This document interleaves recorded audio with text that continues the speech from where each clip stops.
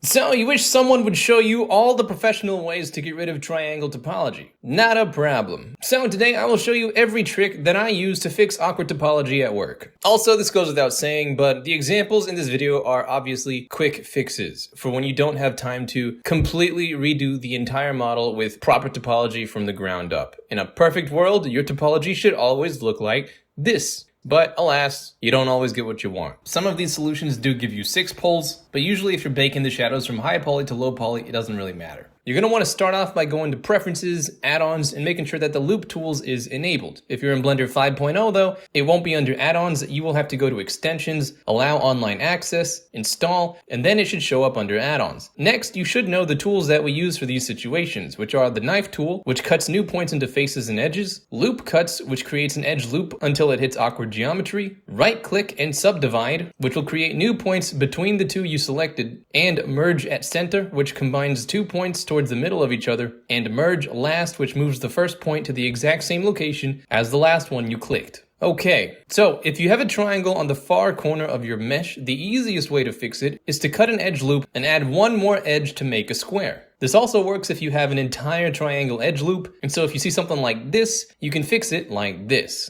Now let's say that you have 3 loops and you want to turn them into 1. Well, there are 2 ways to do this. The first is to start merging them like this, and at the very end, merge the final point down. And you will see it's still all quads. You can also do the inverse of this by merging the final point up instead, and then deleting these edges here to reveal the quad topology again. Now, if you have 2 triangles that are facing each other, there's 2 ways to do this. Method 1, you merge the triangle points together like this. But this will deform the shape a lot. If you don't want to deform the shape, instead you can also create one edge loop across the triangles, and now you will get all quads again. Sometimes the easiest way to fix a triangle instead of adding new loops is to simply remove them. If you have a triangle near the end of a mesh, the easiest way to fix it is to cut a new loop and delete the edge. Now, sometimes you'll have a triangle and it won't be directly next to an edge, but it will be somewhat close to it. When this happens, the easiest fix that you can do is cut out a new point from the middle edge of the triangle, then cut halfway towards the closest quad, and then cut a straight loop towards the closest end. Add a cut here, and then deleting these edges here. This is actually probably one of the most common fixes that you will find yourself doing when a triangle is surrounded by quads that you were not allowed to alter or merge. If you have 2 triangles separated by a quad in a pincer formation, you can fix it by cutting an edge here and then sizing them to get the shape of a square. If you have 2 triangles hugging a quad, you can fix them by cutting a new edge here and merging the points.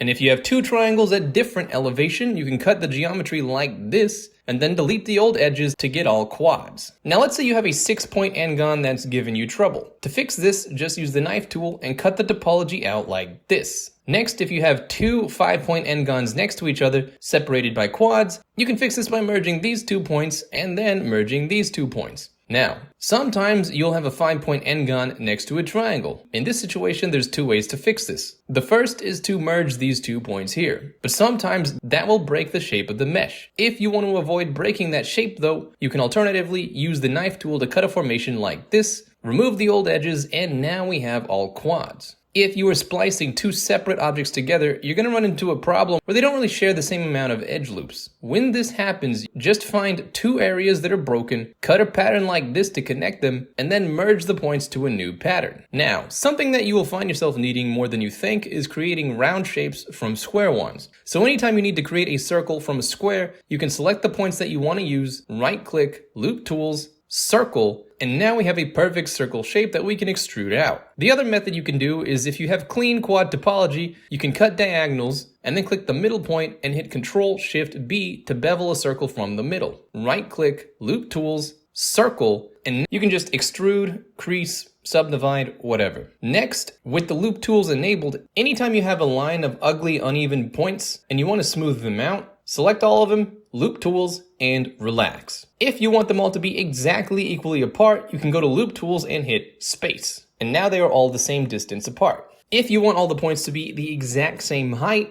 go to Loop Tools and Flatten. And if you have 2 holes and they have the same amount of edge loops, under Loop Tools, if you hit Bridge, you will be able to connect them. Control the number of segments, you can change the twist amount, and the strength of the joint angle here. Alternatively, you can press Ctrl-E if you hit Bridge and then change the number of cuts here, how much it twists, the smoothness here, and the thickness of the bridged area right here. Just keep in mind that this works best when both holes have the exact same number of edges. If they don't, it will try its best, but you will probably get some weird results. And those are basically it. As a career 3D artist for 17 years, these are pretty much all the techniques that I use every day. Now, obviously, in the real world, you'll get some tricky scenarios where those algorithms might not work. I remember when I was younger, I would ask 3D artists who were better than me, hey, how do you fix awkward topology? And the answer they always gave me was, you just keep practicing and eventually you get a feel for it. And while that answer is real and true, it is also not fucking useful at all.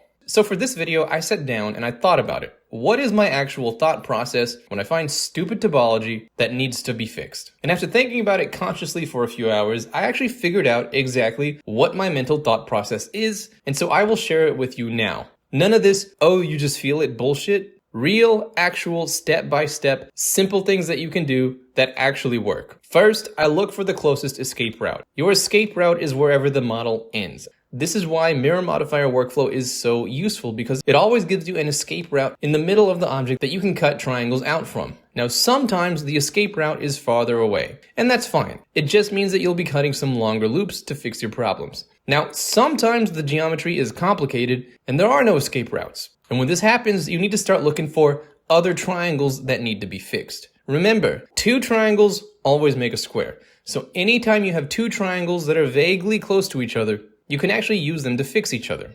Now, if you are ever unsure about the best solution to fix your triangle, the simple answer is always choose the option that adds the least amount of new topology. So for example, you could draw escape routes for each of these triangles like this, and that would give you all quads. But if you compare that to the solution where you just use them to fix each other, this is a lot cleaner and it adds a lot less topology, so this in my opinion would be the better solution. And if all else fails and you really can't figure out what to do with the triangle, your next plan of action is to move it or hide it. Try to move it to the bottom of like a shoe, or cover it with some hair, or put it inside or behind a shape that the player will never see. And last, but definitely not least, here is the most important piece of advice that I can give you as someone who has been a 3D artist their entire life. If you go through all of these steps and there is still a triangle that you just can't seem to fix, and there's nowhere to hide it, and you've been at it for hours, there is no shame in admitting to yourself, you know what? I don't get paid enough for this shit. And I know for a fact that nobody is going to notice this triangle is here. Nobody's gonna play the game and leave a review that says, I really enjoyed this game, but that one triangle on the left side really ruined my immersion. 2 out of 5. Nobody played Dead or Alive and thought to themselves, the graphics were beautiful and the gameplay was clean, but the triangles on the backside of the character are really unprofessional and I just don't like the game anymore. Okay, you are literally the only one who will ever know the triangle was there. And you need to remember that. Nobody cares as long as the project is good and the gameplay is fun. And that is truly the most important lesson that I can give you. Remember that. If you liked this video, please know that it was sponsored by monthly members, whose names you can see in the pinned comment. Not a big company, just passionate people who support the channel each month and want to make sure that I can keep making this content for you guys for free. I could not have done it without them. And if you would like to help keep the show going, consider retopologizing that join button. But even if you can't, you can really help this video out by just dropping a like and using YouTube's new hype feature. It goes a long way, and I thank you from the bottom of my heart. I hope this information was useful, and as always, I hope you have a fantastic day, and I'll see you around.